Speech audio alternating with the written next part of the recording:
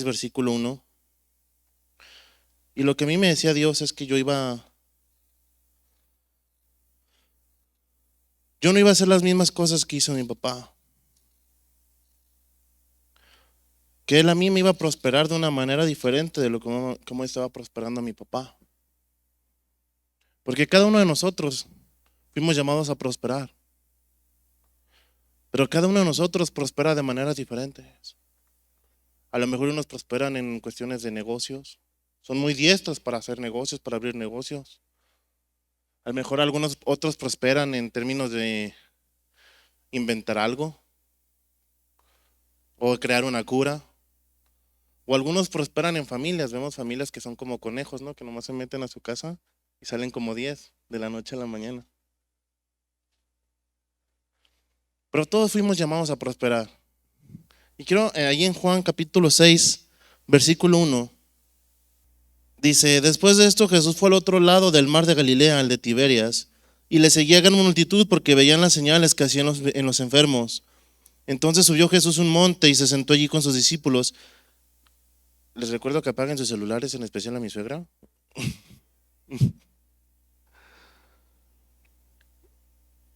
Y estaba cerca la Pascua, la fiesta de los judíos.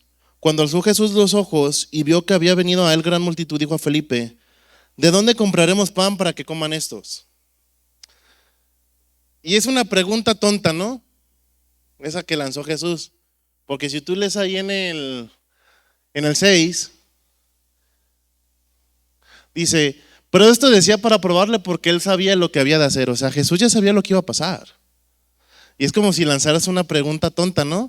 O como cuando tú, papá, le haces una pregunta tonta a tus hijos: ¿recogiste tu cuarto? Cuando tú ya habías pasado por el cuarto y lo viste que estaba tirado. Y le haces la pregunta tonta como para decirle: a ver si me mientes. Sí, mamá, ya lo recogí. Mentiroso. Entonces Jesús lanzó la pregunta tonta. Y yo creo que Jesús siempre les anduvo así como preguntando, así como preguntas capciosas o preguntas tontas a sus discípulos, ¿no? Porque Jesús ya sabía todo, Jesús ya sabía lo que iba a pasar, lo que iba a suceder, qué iba a acontecer. Y cuando pasa esto, Jesús les pregunta: ¿de dónde compraremos pan para que coman estos? Porque no solamente dice que había como 5,000 hombres, varones. ¿Tú cuántos hijos tienes, Miguel? Y tienes a tu esposa. Imagínate que que todos los 5,000 varones son como tú. Hay 5,000 Migues. Y cada uno tiene a su esposa y a sus 2 hijos. ¿Cuántos eran? 20,000. Había más de 20,000 personas ahí. Y cuando Jesús alzó los ojos y los vio, dijo: ¿de dónde compraremos pan para que coman estos? Y si tú sigues leyendo más adelante,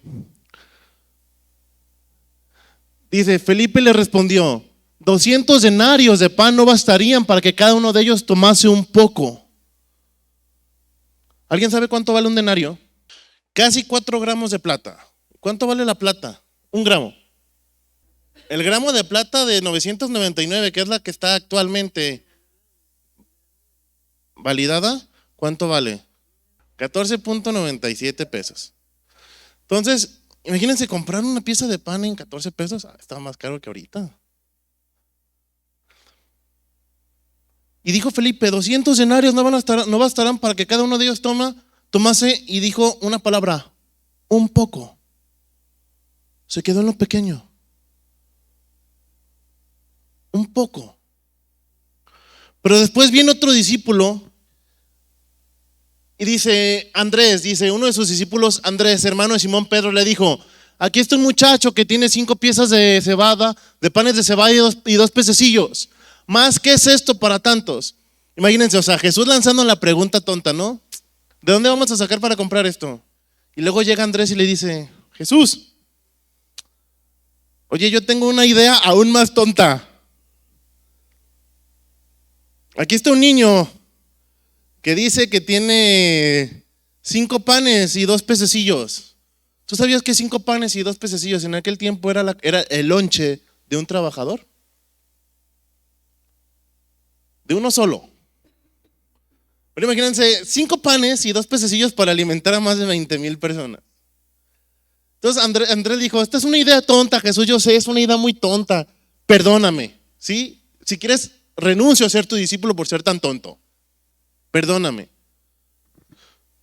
Pero Jesús le dijo, entonces Jesús dijo, hagan recostar a la gente, y había mucha hierba en aquel lugar, y se recostaron como en número de 5,000 varones. Y tomó Jesús aquellos panes y habiendo dado gracias, los repartió entre los discípulos y los discípulos entre los que estaban recostados, asimismo de los peces cuanto querían. Si ustedes se fijan, el milagro no ocurre en las manos de Jesús. El milagro en las manos de quién ocurrió? De los discípulos. Pero ¿por quién fue hizo posible ese milagro? Por Dios. Porque Dios hizo prosperar. Pero si el niño no hubiera dicho, aquí está mi comida. Un niño que no, o sea, no sabemos ni por qué llevaba lonche. A lo mejor y su mamá le dijo, no lleves lonche, Jesús te va a dar. No, mamá, yo lo quiero llevar. Un niño que era su comida, era su lonche, era su tortita de huevo del día, su Yakul.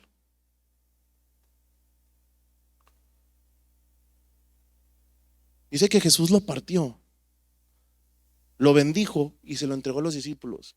¿Pero qué tuvo que pasar para que ocurriera esa prosperidad, ese milagro? Los discípulos tenían que haberse quedado ¿qué? Callados. Ellos y sus pensamientos se debieron de haber quedado callados. Porque imagínense, estaban repartiendo y me dicen, uy, a ver si alcanza. Ahí se hubiera frenado.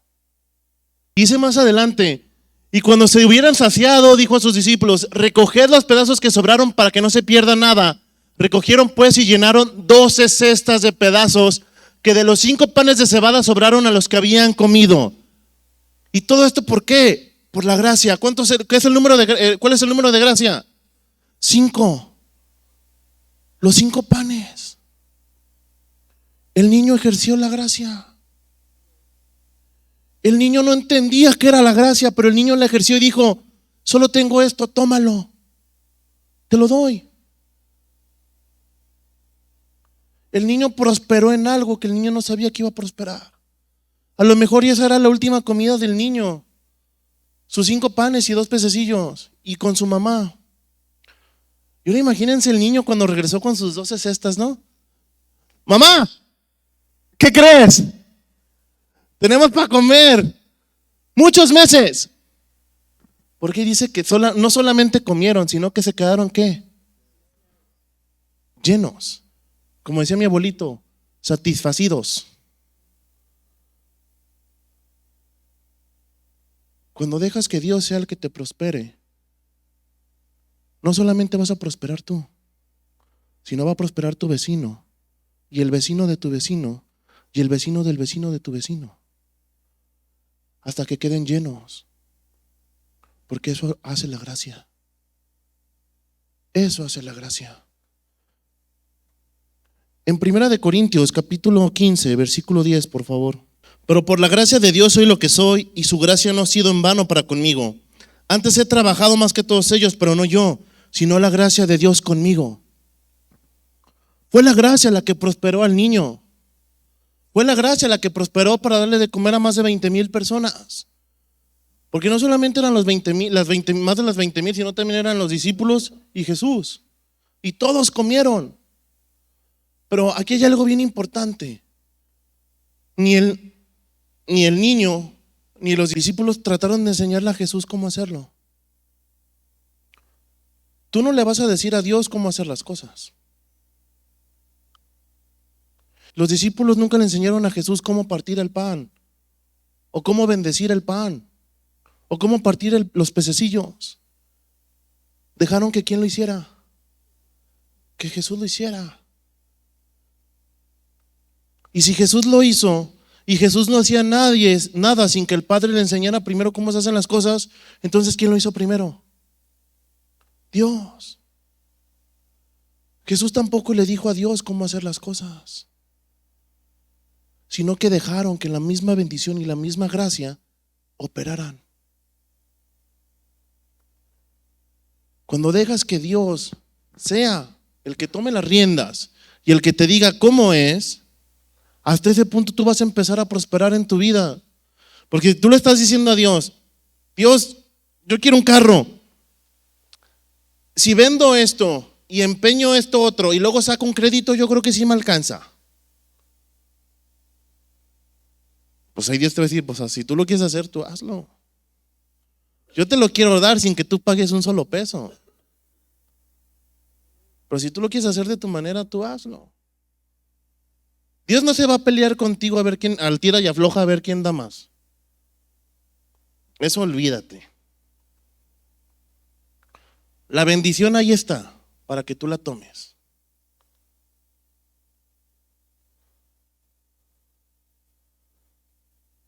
Es tu decisión si tú la quieres tomar o no la quieres tomar.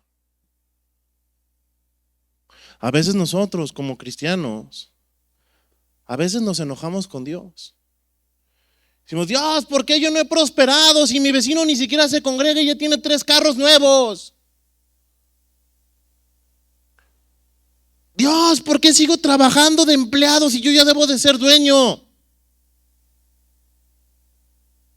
Dios, ¿por qué a mi vecino le va mejor en su matrimonio si ni siquiera es cristiano? ¿Qué decisiones estás tomando tú para que tú no puedas prosperar?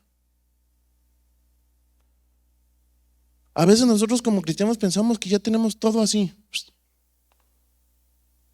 facilito, pero no es así. Déjenme les digo que nosotros como cristianos vamos a ser los más atacados. Porque muchas personas allá afuera dicen que los cristianos son los más ricos. Y sí es cierto, somos los más ricos. Muchas veces la gran diferencia de unas personas a otras personas es que unos saben administrar mejor que otras personas. Y no es porque otra persona tenga más fe que tú. Todos tenemos la misma medida de fe.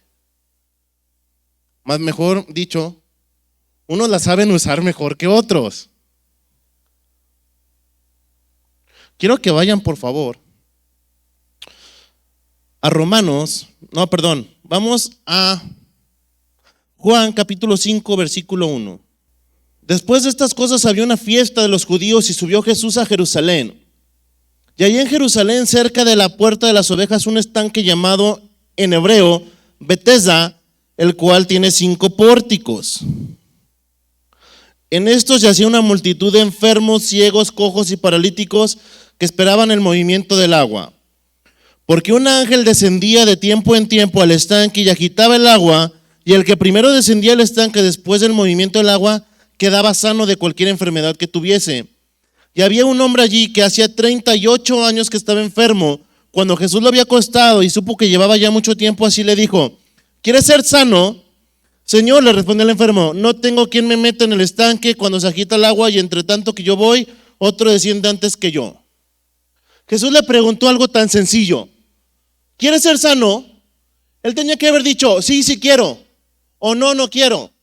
Pero ¿qué hizo? Se justificó, Señor, yo soy paralítico y no tengo quien me lleve al estanque. Y cuando yo quiero llegar, ya otros llegaron antes que yo porque pues yo no puedo ni caminar con mis patitas. Jesús le dijo una simple pregunta, ¿quieres o no? Y cuando él le dio la explicación, le dijo a Jesús, ya, levántate, toma tu lecho y anda. Y se levantó como si nada y caminó. Es decisiones. Dios, la bendición de Dios está ahí. La prosperidad está ahí. No tienes que hacer nada, porque no es por tus obras. Si fuera por nuestras obras, yo creo que ninguno estaríamos aquí. Pero no es por obras. Dios te quiere bendecir de tal manera que tú vas a bendecir a mucha gente, pero tú tienes que decidir si quieres ser bendecido o no quieres ser bendecido. Dios no te va a obligar. Jesús no lo llevó al estanque y lo puso a hacer bucitos en el estanque. Jesús le dijo, ¿quieres ser sano? Y él tenía que decir, sí, sí quiero.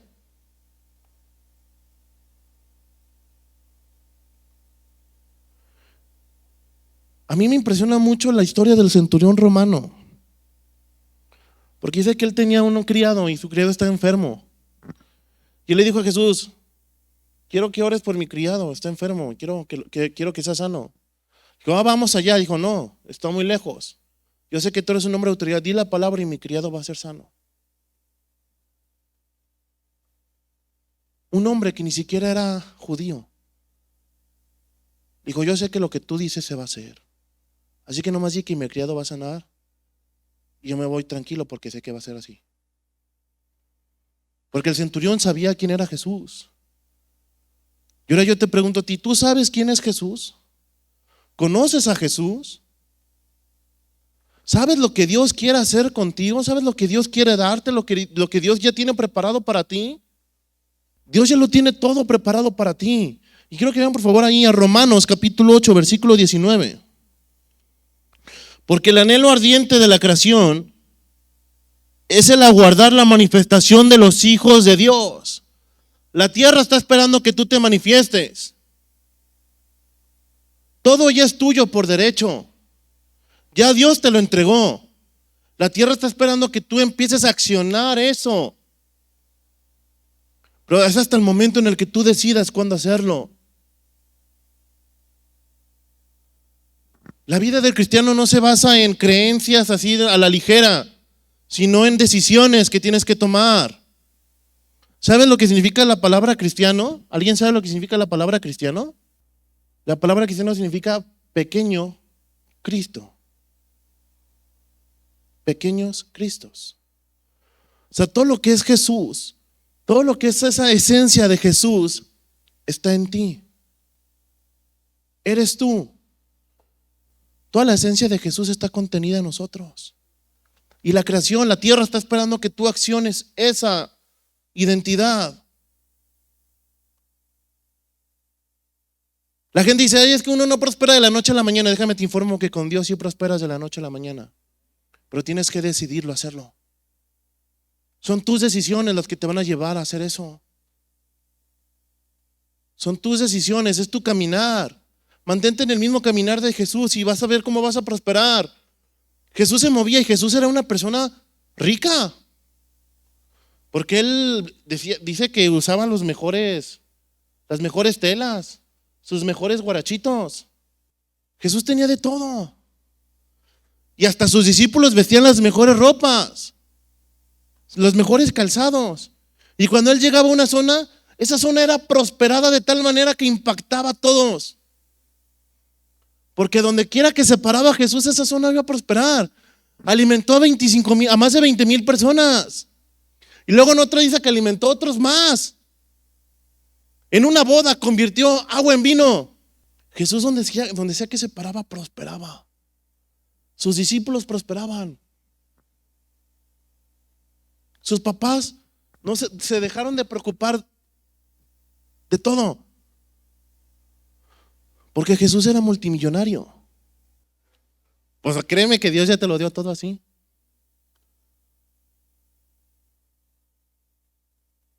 Tú decides si lo tomas o no lo tomas. Vayan por favor a Josué capítulo 1 versículo 5. Nadie te podrá hacer frente en todos los días de tu vida. Como estuve con Moisés, estaré contigo, no te dejaré ni te desampararé. Ahora vamos al 8. Nunca se apartará de ti, de tu boca, este libro de la ley, sino que de día y de noche meditarás en él para que guardes y hagas conforme a todo lo que en él está escrito, porque entonces harás ¿qué? Tu camino y todo te saldrá ¿qué? Si tú meditas en la palabra de Dios y tú escuchas lo que Dios te está diciendo que hagas, Dios no solamente te va a dar un sueño, sino te va a dar una estrategia para cumplir ese sueño. Porque Él va a hacer prosperar tu camino. Y si Él dijo que nadie ni nada te va a detener, es nadie ni nada te va a detener. Nadie puede contra ti. Nada puede contra ti. Tú eres la mejor creación, eres lo más maravilloso que Dios creó. Eres su especial tesoro y todo te lo ha dado a ti. Por tanto, tú te tienes que mover en lo que Él diga. No le trates de encontrar una lógica a lo que Dios te va a decir. No le trates de encontrar un significado especial a lo que Dios te va a decir. Porque las cosas de Dios no tienen lógica. Así como te dice Jackie, vas a agarrar tu carro ahorita y se lo vas a regalar a Mildred.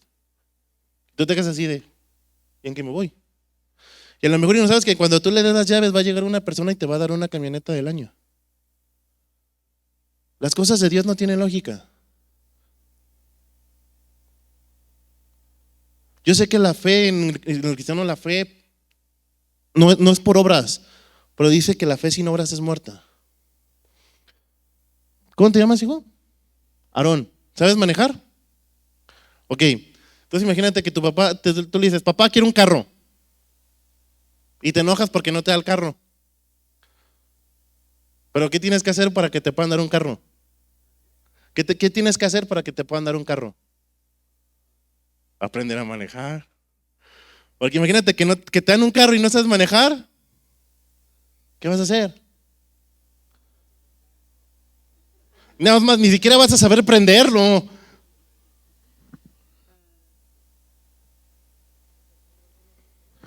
No es por obras, pero sí tienes que caminar conforme a lo que tú estás queriendo hacer.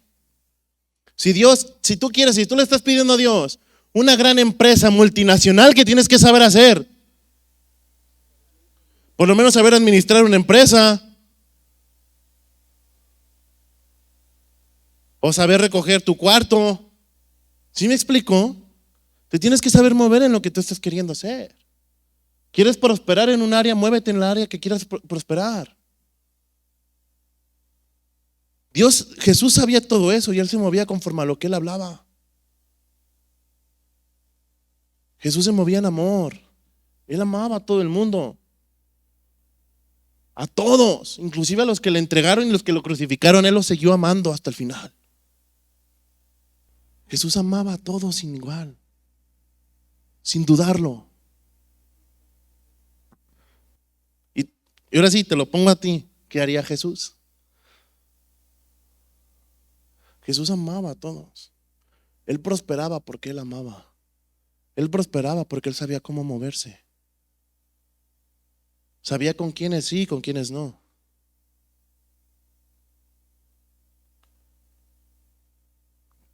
¿Quieres prosperar tu camino?